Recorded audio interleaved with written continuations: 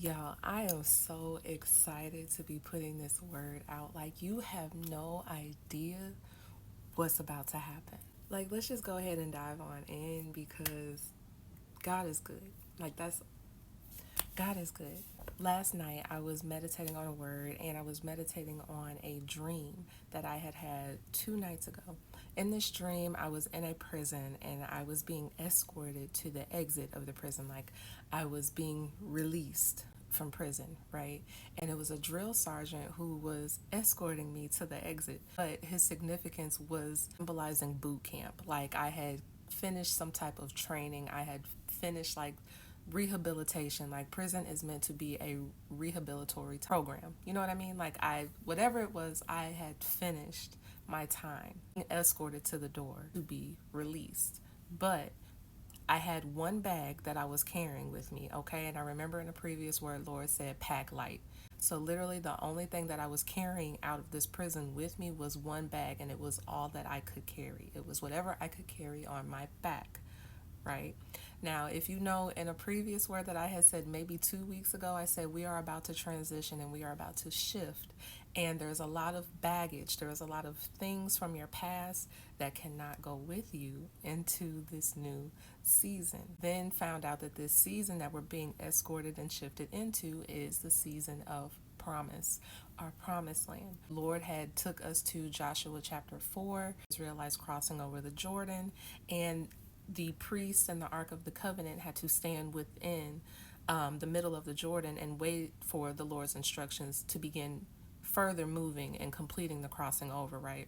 And I said a lot of us are right at that very moment. We are in the middle and we are just waiting because there's still certain things that have to be done, right? The Lord said there was certain instructions that needed to be completed by the people before they could finish crossing over into Jericho.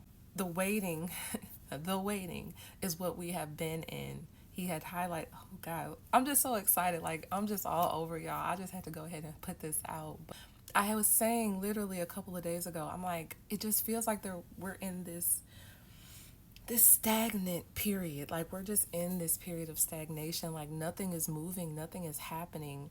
And I was just like, God, like, what's going on? Like, you're here, but you're kind of not. Like, what is it? Like, I just felt a void. But I'm like, there was so much movement just the previous week. So look, y'all, this dream is symbolic because we have completed the task that was assigned to us. We have completed, in a sense, our time, right? We've all had to do our time. We have been rehabilitated. We have been consecrated. We have been anointed, right? And so now that we have done our training, we've gone through the trials, the tribulations that come with boot camp, right? We have gone through the mud, and that has built us up in spirit, that has built us up in God. And now we are at that transition point to where now we can further complete this crossover. We are now being released. But, but, you know how the Lord is. Again, He wants to make sure everything is in perfect order, in His divine order. There are proper steps to this, okay? And you cannot skip anything. I was escorted to the exit of this prison, okay? I could see the door. There was a window. The light was shining bright on the other side of it. But the drill sergeant had me stand next to the door, put my bag down, and wait, okay? I don't know what I was waiting on. I'm guessing maybe there was somebody else that needed to open the door from the outside so I could go out, or maybe there was somebody else that was supposed to then escort me across the threshold, walk me through the door. I don't know. But he highlighted the fact that I had to wait. Okay?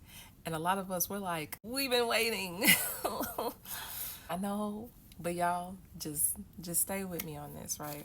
Now, last night I was reading. I was doing my meditating and I was reading my Bible. And he highlighted 3:15, okay?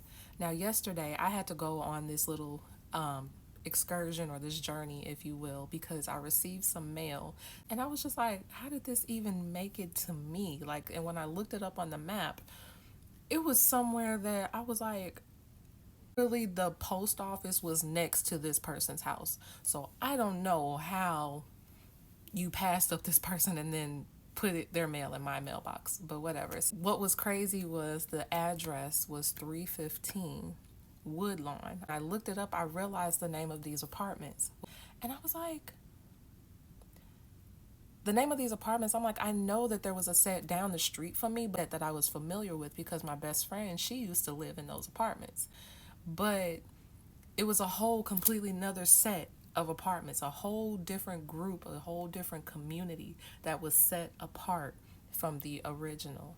Okay, so me being the kind-hearted person I am, because the mail looked important, I took this individual their mail, just put it on their door.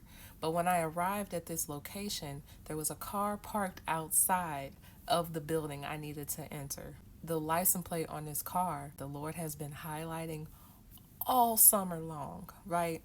All summer. And for me, that license plate represents the promised land. It highlights his promise for me, okay? Y'all. And I was like, that cannot be a coincidence. With God, there is no coincidences. And what was significant was I'm usually seeing this license plate on moving cars. So God is always highlighting that he was moving. But this car was parked. It was at a standstill. So it was resting. It was there, right? So God has highlighted that the promise is here, okay? We are now being ushered into it, but there must still be one final thing that has to be done. Now, I was trying to put this word out last night, okay? And I was highlighting the fact that when I looked up 315, 315 in Hebrew means a smiling brother, but it also means a meadow of sweet aroma, okay? Throughout the Bible, especially in Leviticus, God is highlighting what is pleasing to him, right? He loves sweet and savory aromas. So for 315 to be significant, and he has ushered me, literally taken me to this location that has something highlighted about the promise, and then saying a sweet aroma, a meadow of it, okay? So a vast spread, a vast land of sweet aroma. Y'all, this promise that we are about to be ushered into is going to be so sweet, and it is pleasing to God. You guys, if it is pleasing to God, it is only going to be that much more pleasing to us, okay? 315 also in Greek means to compel, to necessitate. In other words, something still has to be done, right? He also took me back to Joshua chapter 4, right? I was meditating, that's what I heard.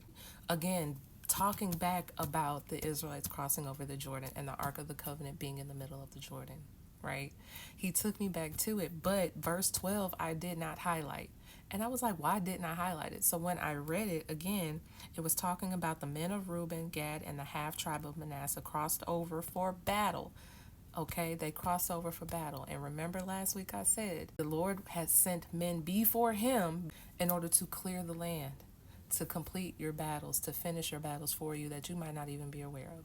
So we're waiting for the Lord to finish fighting on our behalf before he ushers us right into this promise.